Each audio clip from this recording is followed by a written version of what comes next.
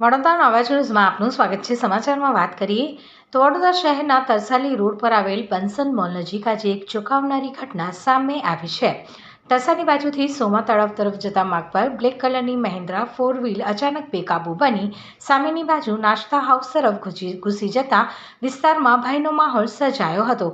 પ્રાથમિક માહિતી મુજબ ગાડી પર MGVCLનું બોર્ડ લગાવેલું હતું અને ગાડીના પાછળના ભાગે પોલીસનો સિમ્બોલ પણ નજરે પડ્યો હતો। સૂત્રો જણાવે છે કે 4 વ્હીલમાં 4 વ્યક્તિઓ સવાર હતા। સદનસીબે આ ઘટનામાં કોઈ જાનહાનિ થઈ નથી, પરંતુ અચાનક બનેલી ઘટનાને કારણે આસપાસના વેપારીઓ અને રાહદારીઓમાં ગભરાટ ફેલાયો હતો। સ્થાનિકોએ તાત્કાલિક ઘટનાની જાણ પોલીસને કરતા પોલીસ દળ ઘટના સ્થળે પહોંચ્યું હતું। આ મામલે હવે મકરપુરા પોલીસ સ્ટેશન દ્વારા તપાસ હાથ ધરવામાં આવશે કે ગાડી બેકાબૂ થવાનું ચોક્કસ કારણ શું હતું અને ગાડી પર લગાવેલા બોર્ડ પર પોલીસ સિમ્બોલ અંગે હકીકત શું છે।